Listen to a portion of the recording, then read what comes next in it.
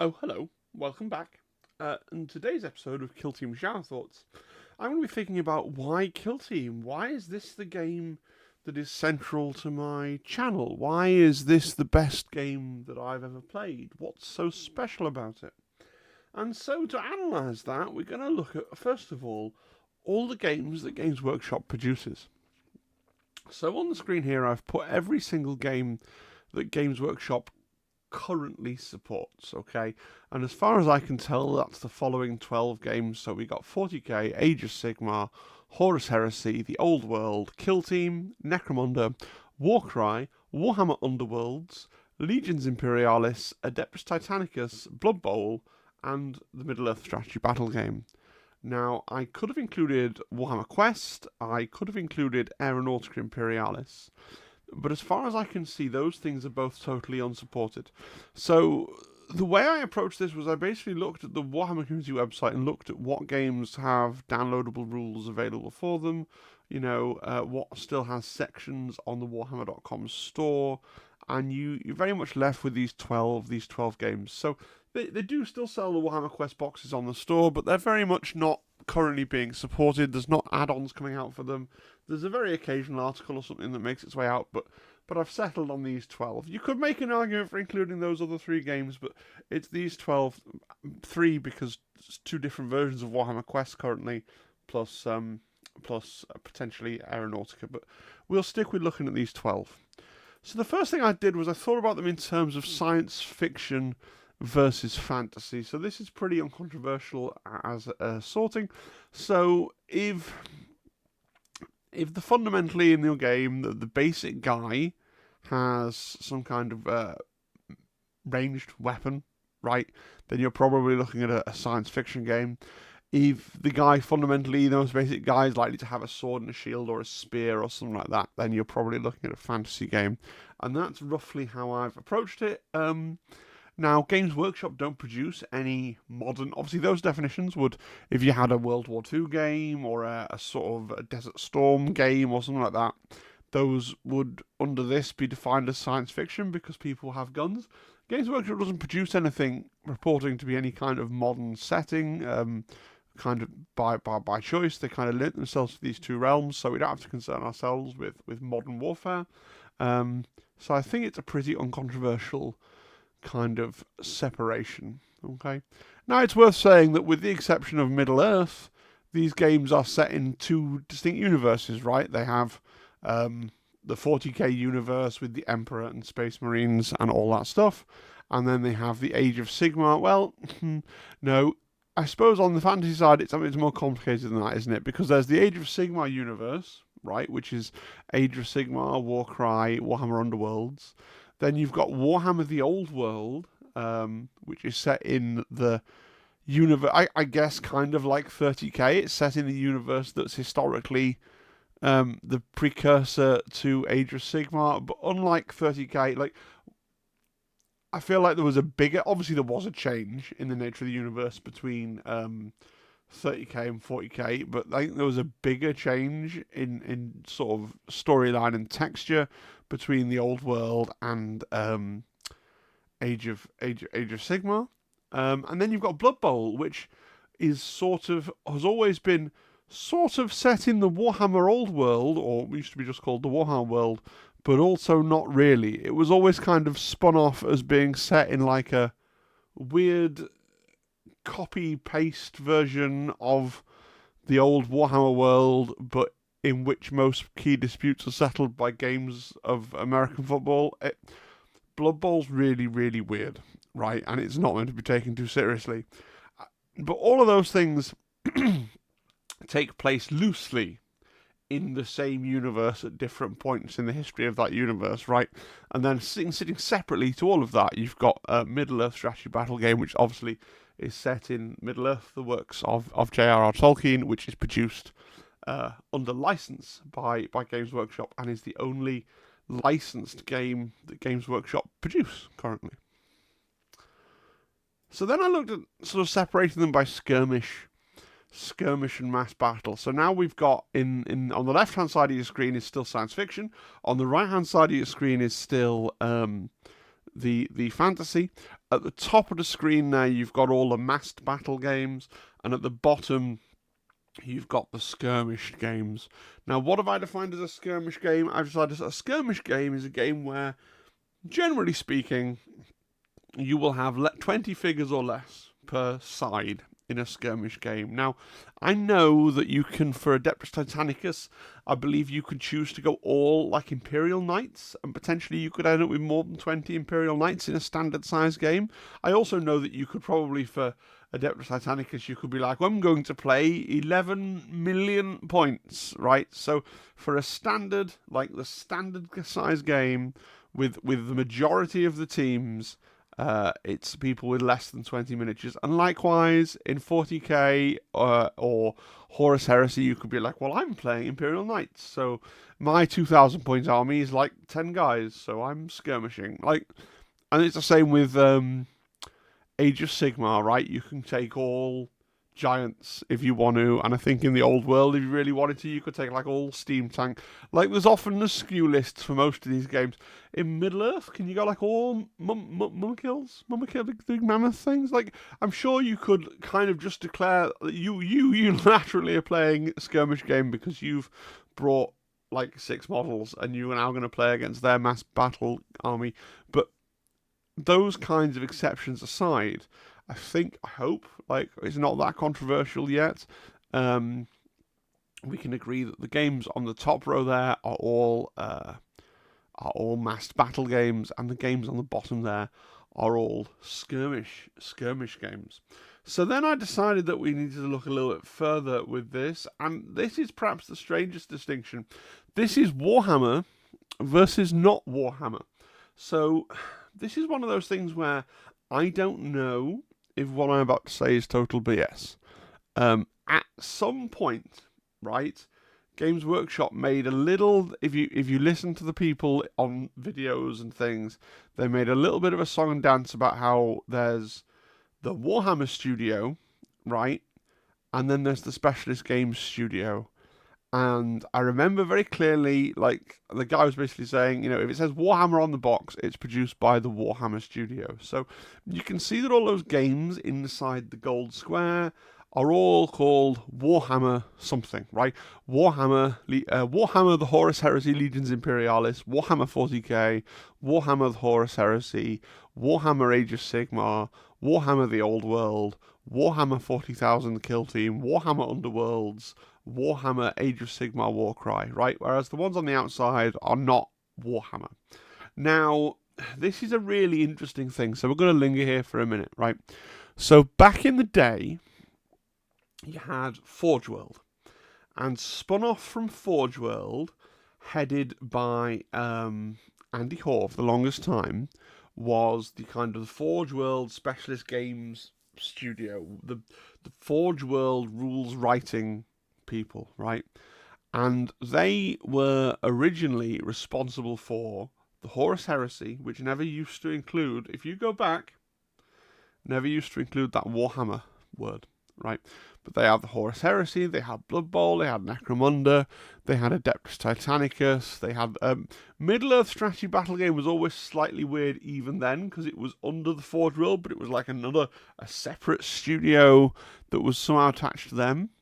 Now, the reason I mention this is because there has historically been this thing where communication between the Warhammer studio and the Forge World / Specialist Games people has been really bad, and people who've worked there have actually described it as being like working for 2 different companies.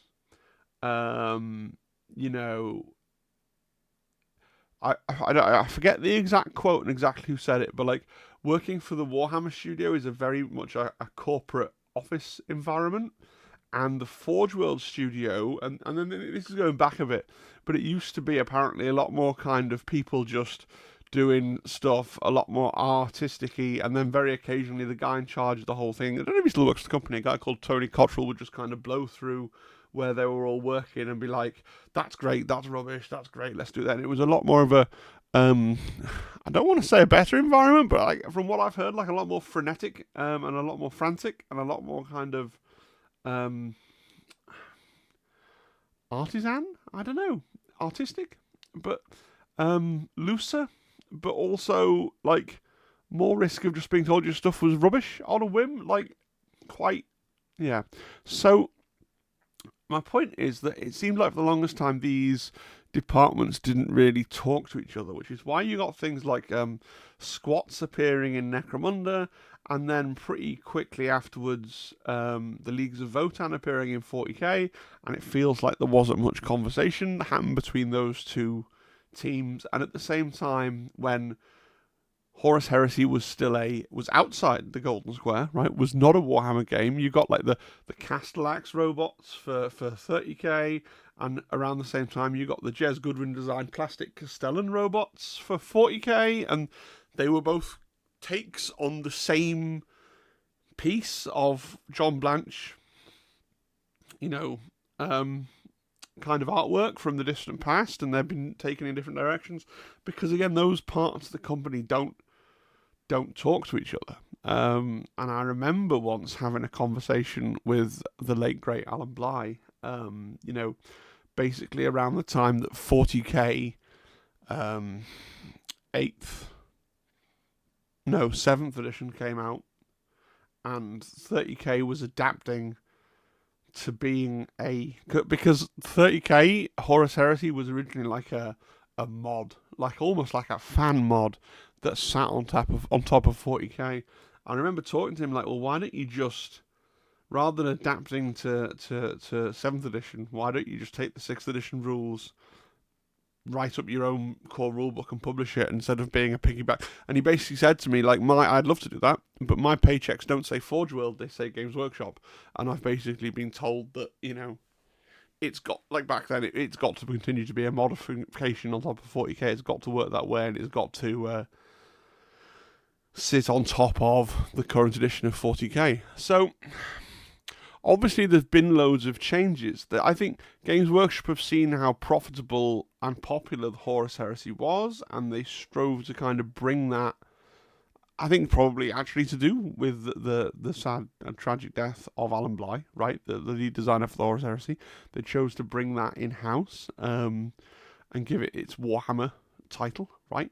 And the Old World originally was going to be launched by Forge World. It was going to be launched by Special. Old World's been in development hell for a long time, and that's come out with Warhammer front and center, part of the Warhammer studio. So I'm not quite sure. And all these things, you got to remember that Games Workshop's become, and Forge World especially, has become much more of a closed shop. Like those kinds of conversations that I remember having with people like Alan, like Andy Hoare, and things like that, Jez Goodwin, all these people I've had chats with about different things, wouldn't happen anymore at events. Like, you don't get that kind of information anymore, and it's really hard to understand internally how the company works. But for our purposes, like what you can see looking at the screen, right, those games in the gold box certainly get more plastic miniatures released for them. They get more time in preview shows. Not to say there aren't Necromunda plastic. Now, Adeptus Satanicus is a really odd duck as well, right? In that, I don't know if you follow Legions Imperialis, but they've just got a supplement. One of the big things in the supplement is, you can play with just Titans on both sides. Like, I think Adeptus Satanicus is probably not long for this world. I think that's going to be killed off. I've included it here simply because it still has a download section, and it's still being actively supported at the moment. In terms of, I think that they're going to release more Plastic Titans. I think they're going to put rules for them in Titanicus, but it's very much a dying game, right? Why did they decide to kind of kill off Titanicus and Aeronautica and then put them into a new product called Legions Imperialis? Like, you can never know what preempted those decisions, but there's certainly decisions that have been made. But in general, we can see that the miniatures inside the gold square, right, get frequent releases and frequent plastic releases, and the miniatures outside just kind of come out sometimes, right? So I've just got one more layer to add to this. This is the competitive games. So the 4 games in the middle are uniquely competitive when it comes to Games Workshop. Now, I know a lot of people are going to tell me, Blood Bowl's a really competitive game. It's played really competitively by people who play really competitively. Like, I know most Blood Bowl players are weirdly competitive about Blood Bowl. Weirdly competitive about a game that has both Norsemen and Halflings in, and yet everybody knows that they're... Blood Bowl is the worst game, and the Blood Bowl community is the worst, and it's a whole thing, and we'll get into it in a second. But the 4 games in the middle, what do they have in common? They have MetaWatch articles, right? So literally, I just went on to Warcom when I searched the word MetaWatch, and I scrolled down, and these are the 4 games where Games Workshop as a company actively looks at the results of tournaments and sees what's happening and makes changes based on the data that they see, right? These are the 4 games that are actively being balanced by Games Workshop on a regular basis. They are being kind of serviced by the company that has released them, and they are the 4 games that feel the most alive, right? And if you just think about your interactions with the company, you know that to be true, right? There's so much more to talk about with these companies, whereas for some of these games in the other boxes, like an errata drops and it's big news, and it's like, oh wow, we got an errata. That's weird because they haven't got any kind of schedule for their erratas. They don't get any kind of reason. And I see so many Horus Heresy channels in particular, people are going, oh, of all the 5,000 questions we could have had answers, why have they FAQ'd like these 6 things? It just seems so random. There's no communication, whereas at least for those 4 games in the centre, 40k, Sigmar, Kill Team, and Underworlds, they actually actively kind of go through and go, look, we've looked at the stats, we've done this is our logic, this is our reasoning. And so for the game that we here follow the most, Kill Team, we know that the last balance update, like a big part of it was them going, well, these were the teams that nobody took to the Worlds, right? So we've buffed all the teams that nobody took to Worlds. That's what we're doing for Kill Team. And so that's a big deal there. So let's just have a little look at this last version of this slide before we move on to look at something slightly different. So I think this is broken down really interestingly in that in each of the quadrants, right? So if you want to play a massed battle science fiction game, you've got a choice of 3. If you want to play a skirmish science fiction game, you've got a choice of 3. If you want to play a massed battle fantasy game, you've got a choice of 3. And if you want to play a skirmish-sized fantasy game, you've got a choice of 3. Like, I did not have this conclusion and work back to it. Only through the process of putting these slides together and letting these things out have I discovered these patterns. So we got 3 games in each kind of corner, right? And each of those corners has 1 game that's being actively, like currently actively balanced by the company, okay? And so the only points of difference are like if you look in the bottom left for a minute, the 40k skirmish corner, Necromunda and Adeptus Titanicus don't feel as supported as Horus Heresy and Legions Imperialis do, right? For example. But you could easily see a world in which, you know, if the next edition of Necromunda just got tweaked a little bit, you could easily see Necromunda becoming as supported as Warcry. I think the scope there, just the frequent little box releases of Warcry, you could see it getting Warhammerized, right? Whereas you can also totally see how Legions Imperialis, I think, is at risk of falling out of that centre square into that outer border, where at the moment we've got the real, like, Blood Bowl and Middle-earth and Adeptus Titanicus are games that fundamentally I don't believe Games Workshop really wants. The problem they have with all of these games, Middle-earth, right, nobody else can be allowed to have that license. Because if somebody came along, if Cool Mini or Not, for example, suddenly went, oh, what? Hello? Is that the Tolkien estate? We understand that Games Workshop no longer has a license to produce a miniatures game. Like, they would be there, quick as a flash, right? It would be like, here we are, Games Workshop, we've come to eat your breakfast, lunch, and dinner. Because, you know, Warhammer fantasy originally was already so derivative of Tolkien. Like, most fantasy is derivative of Tolkien in some way. I understand that. And it's fine. I'm not really criticising them. But it just means that you're not having the Lord of the Rings license makes your fantasy game really, really vulnerable. Whereas now they have both. They can look at a lot of fantasy out there and go, oh, that's infringing, that's either too close to Warhammer or it's too close to Middle-earth. Like, it really helps them to control the market space for their fantasy games. And Blood Bowl's a really weird game. So Blood Bowl's massively popular, almost in spite of Games Workshop releasing anything or doing any active balancing for it. A lot of people will look at this and go, why isn't Blood Bowl in the middle? Blood Bowl's almost the most competitive game. Now, people who play Blood Bowl are just all assholes. But it's not actually a competitive game. If anything, it's a beer and pretzels game by design. Like, it was designed by Jez Goodwin. Not Jez Goodwin, sorry. Jervis Johnson. Got my famous Warhammer J's mixed up for a minute, right? It was designed by Jervis, and anybody that's had like a 2-minute conversation with Jervis will tell you he's like the least like hardcore competitive win at all costs person that's ever worked for Games Workshop, right? Jervis Johnson's the person that took like lead on the Age of Sigmar doesn't need to have points, people should just kind of be friends and eat biscuits kind of vibe, right?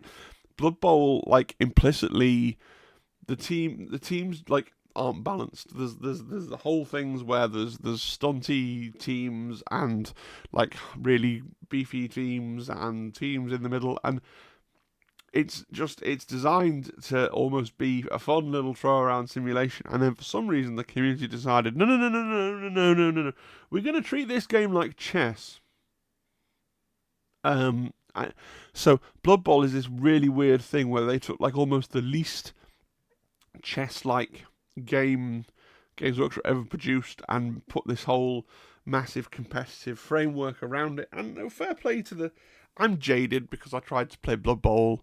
Like, I'm sure I've told this story before.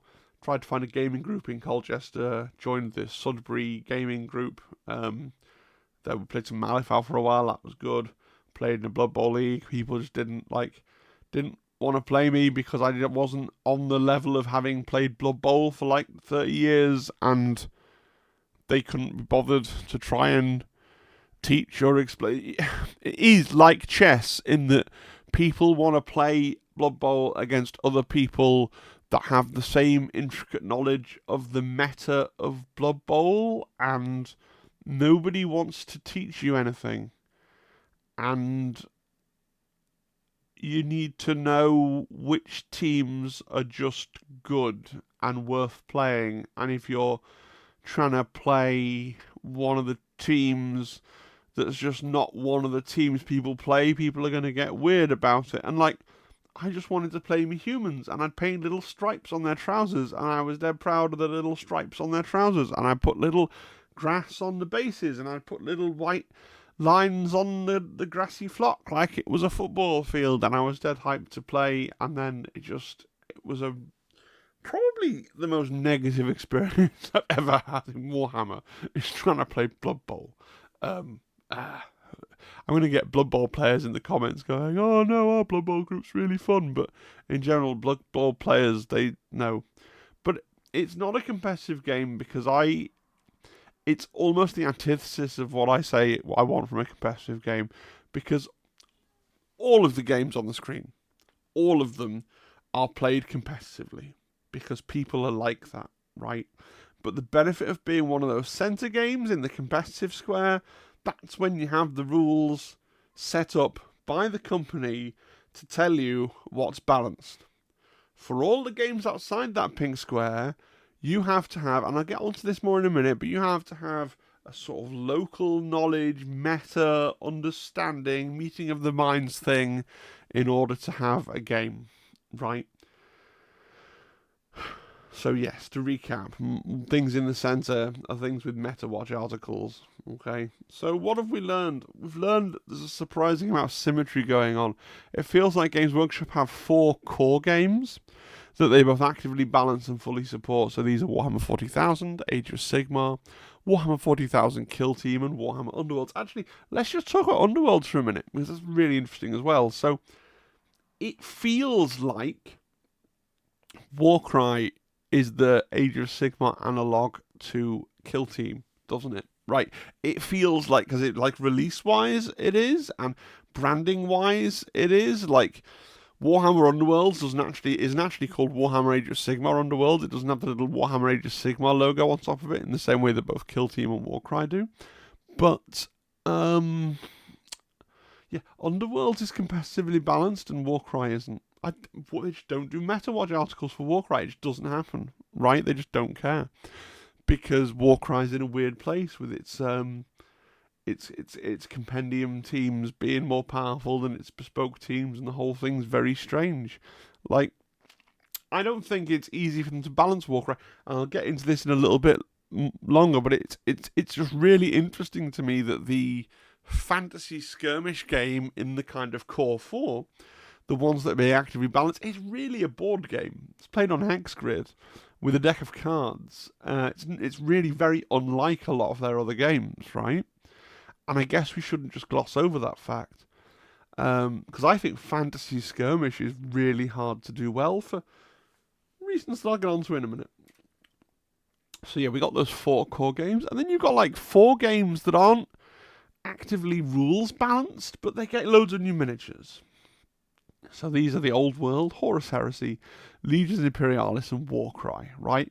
You hear about those games a lot on preview streams. They're kind of the middle tier, I would say, of games that are really well supported. And then you've got 4 games that are just barely supported. Blood Bowl, like, they do some new Blood Bowl figures once in a blue moon.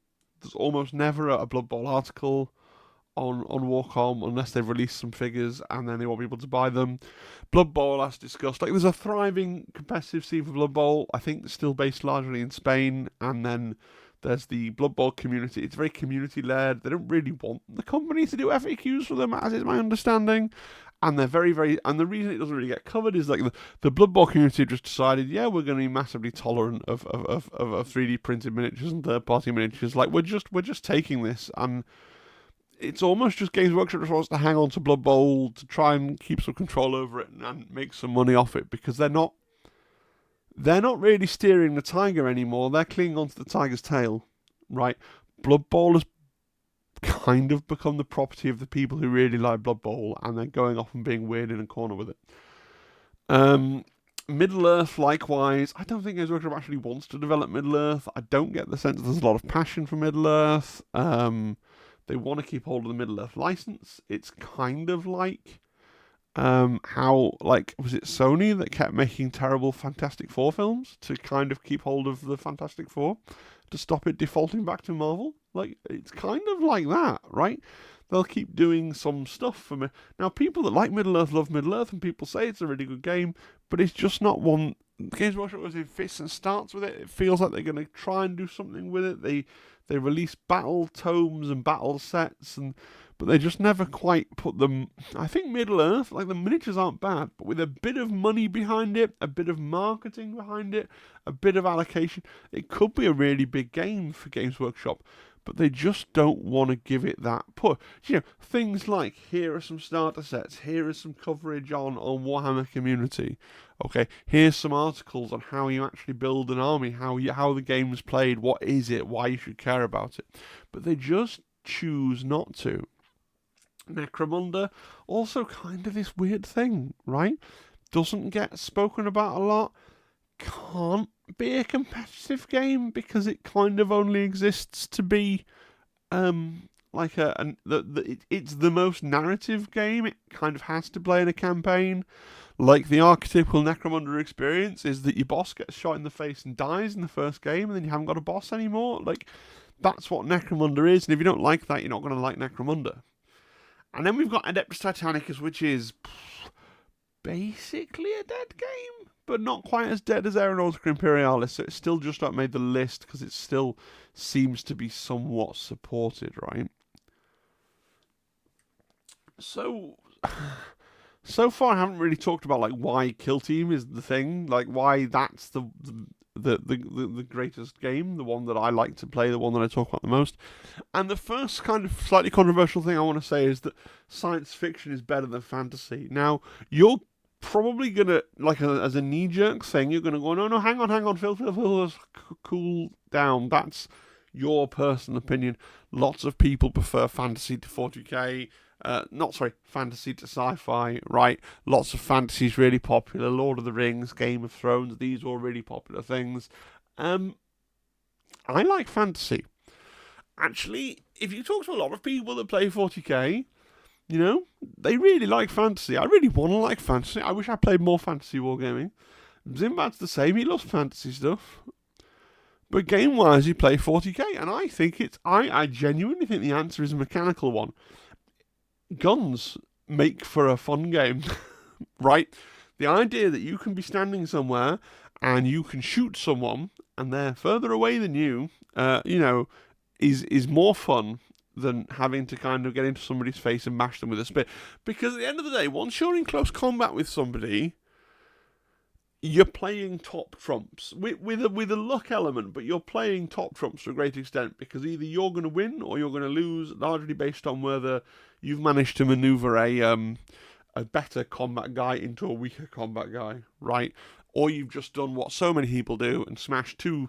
I've smashed my general with a unit of elites into your general with a unit of elites, and now I'm going to roll loads of dice and go, yeah. I mean, and there's definitely a place for that. But having ranged combat just adds that extra layer of like tactics, which I think makes a tabletop war game more compelling. So, like, I think fantasy is really cool. I think a lot of people actually, if it's just an aesthetic choice, they prefer fantasy to 40k, or to sci-fi in general. But it's that range combat thing. It's the whole thing is just a proxy for do your guys have guns, and so you could totally imagine a fantasy game with lots of shooting. Like they should, and they totally could. If you look at Cities of Sigmar type stuff, they could make a new version of Mordheim where the sides were curated to be like everybody had a lot of access to missile weapons, right? So, you could be playing like elves with loads of bows or different kinds. There'd be loads of different kinds of men, like classic Mordheim, and they'd all have access to like handguns and guns and rifles or crossbows or bows, and they'd have different strengths and weaknesses. And yeah, you could have combat, just like in Kill Team, you can have guys that don't have a gun that are the combat specialists, but the key thing is every single team would have access to loads of guns, right? And maybe they could fight, they have things like, well, a bow fires every turn, but is generally weaker, whereas like a black powder weapon can only fire every other turn, but like the hits are stronger and things like that. You could do that. They don't do that. They do Warcry, and the problem they have with Warcry is like loads of armies don't do range combat, right? Like famously, most of the Death Grand Alliance doesn't do range. Like that's part of their, just like how in 40k you've got races that don't do magic. In Warhammer Age of Sigmar traditionally you had all the death armies that just didn't do like, and it's sad because Death's my favourite faction as well aesthetically, but if you're going to do a skirmish game for fantasy, Warhammer fantasy, you kind of have to leave out the undead because they don't have guns. So you could craft such a thing, but they haven't. And likewise, you can imagine a fantasy game, a sci-fi game with not much shooting. If you had a science fiction game that was all about like Jedis fighting other Jedis, for example, just to go out there a little bit, then it would technically be science fiction, but it would play like a fantasy game because everything would be about lightsaber battles and close combat, so it wouldn't have that much shooting. But so I don't really mean science fiction is better than fantasy, even though that's what I've written on the slide to try and farm some outrage. What I mean is ranged combat kind of makes your game better. That's my position. Ranged combat's a good thing, and it just so happens in the current stable of Games Workshop games, which is what we're talking about, right? We're talking about this. Oh gosh, we're not talking about anything. Wow, I can't. Technical difficulties. There we go. Sorry, we're talking about this. Yeah. In the current stable of Games Workshop games, we just can't. We can say that if you're a science fiction game, you have guns, and if you're a fantasy game, doesn't have guns. Again, not saying fantasy can't have loads of guns, just saying that in Games Workshop games at the moment it doesn't. Right? I hope that's clear. Skirmish is better than full scale war games. Yeah. So skirmishes is more practical. Right, you can play You can play Kill Team, Warhammer Underworlds, Adeptus Titanicus. You can play one of these games in a couple of hours after work because you don't have to spend so much time getting out an enormous table, covering it with like half your life's worth of terrain, and then arranging all of your figures on it, right? Because when me and Zimbab play 40k in like the school holidays, literally, we get everything out, then we order some lunch, and then we play the game, and it takes the whole gosh darn day. Right, Skirmish is just such a winner in terms of fitting it into your life and playing a game and getting the whole thing done. Not the game takes 2 hours, right? But the whole episode of deciding to play Kill Team can be done within 2 hours, right? Because you only need to take about, unless you're playing Into the Dark, which is one of the problems with Into the Dark. I've said this before, it adds too much into the setup. But in general, you can get from, all right, let's play Kill Team, and I walk into this room to get the big box, to, okay, cool, you've won, in about 2 hours, which is pretty cool. And, you know, you can play it in your house. You can play it in your house on your dining room table, right? Little kitchen island, whatever you want to do. You don't have to travel to a dedicated, like, hobby shop, which, you know, if you've got a great FLGS where you love to play, then that's wonderful for you, and I'm pleased for you, but I don't, and lots of people don't, right? And yet most people don't have I always aspired, like, oh, well, one, I'll move out of my parents' house, I'll get my own house, I'll definitely have a Warhammer room with a gaming table.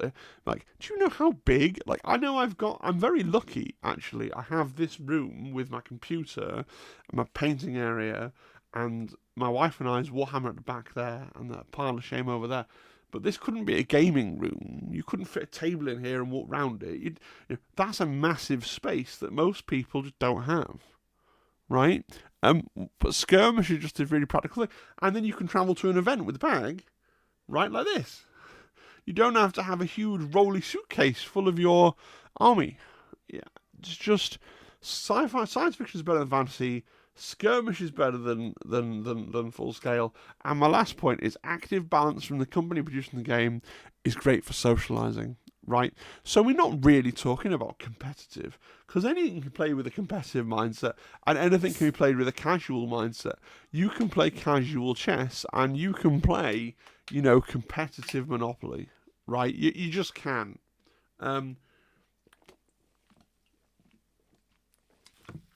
You shouldn't, but you can, right? Because it's all about mindset. And this is what we thought with Blood Bowl, right?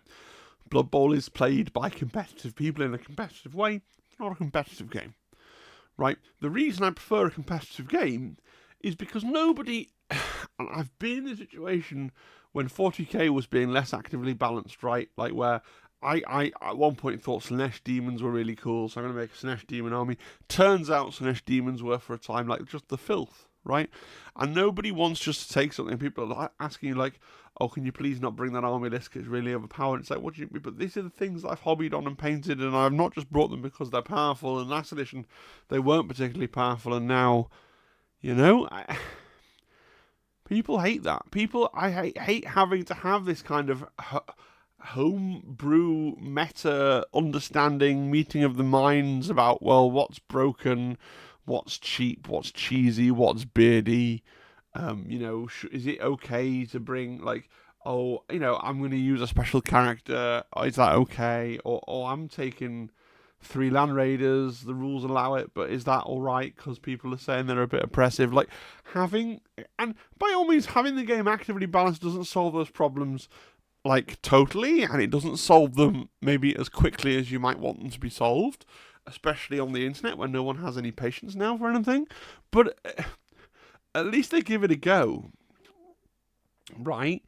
And then you get into issues with other games, like I know the Horus Heresy and other games as well, but the Horus Heresy had, for the longest time, like, people have to put in rules about how, like, oh, well, you can't take this many Contempted Dreadnoughts, you know, it's considered rude to take more than one Contempted Dreadnought per 1,000 points. Contempted Dreadnoughts clearly, I don't know if they finally got a nerf, but they clearly did a nerf. If 30k was being balanced like 40k, like Age of Sigmar, like Kill Team, and like Underworlds, Contempted Dreadnoughts would have received their nerf, and it wouldn't have been this weird thing of, well, But like, what if I want to do an all dreadnought army because I think that's really cool? It's not unreasonable for people to be out there that actually I want to go all dreadnoughts, but then they have to be like, oh, is this reasonable? Is this fair to my opponent? Is this good? And that's very burdensome. Like, that line of thinking is very burdensome. Like, what's the line that I have to craft my army between telling the story that I want to tell and having the power experience and the power fantasy that I want to have, versus trying to make sure my opponent has a fun game, versus making sure that I still have a reasonable chance to win because I've brought enough of the right kind of tools to win the game. Like, that's really hard. And one of the things I love, especially about Kill Team in particular, is you don't have to think about any of that shit because the teams are basically like, yeah, don't take any of the obvious trap choices, off you go, and that's what everybody does. And once you've learned don't take basic troops and probably don't take a flamer, that's it. You don't have to kind of bend your brain around the sort of social politeness. Like, is it polite to take 3 land raiders? Is it polite to roll up with just Lehman Russes without like letting my opponent know, oh, I want to take a cool army that's just got 10 Lehman Russes in it? Are you cool with it? 10 Lehman, is that fine? I don't even know because I don't play that much 40k. I hate that.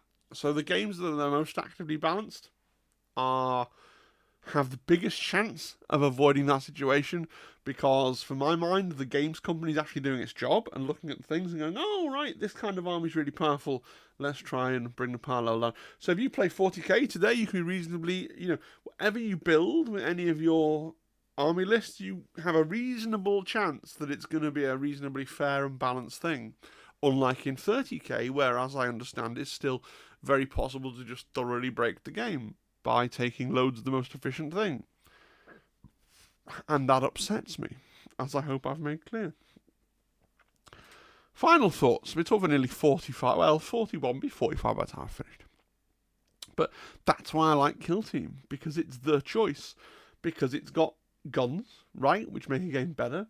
It's actively balanced by Games Workshop, and it's a skirmish game, and those are the three things. But I hope this has been really interesting. I always think it's an interesting exercise just to categorize. I love categorizing things and breaking things down and creating different little taxonomies of things. It makes me happy. I don't know why. And I'm not saying Kill Team is the only game. There are definitely other games that I want to play.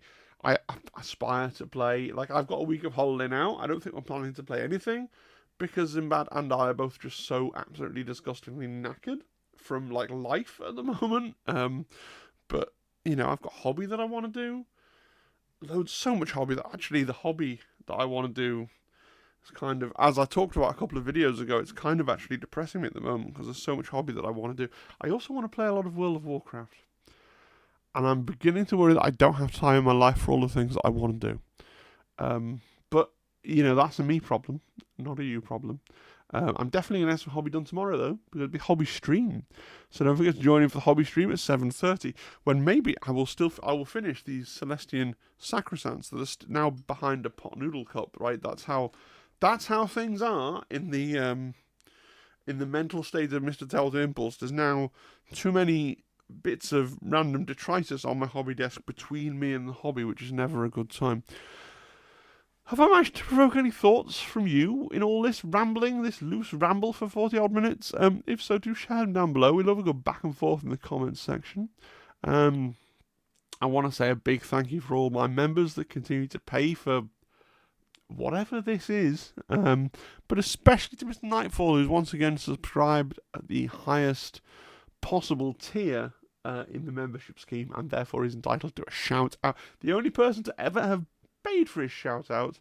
If you want to dethrone Nightfall and get a shout out alongside him, then all you have to do is up your membership to the ridiculous top tier of membership that I kind of put there as a joke, but you always get one.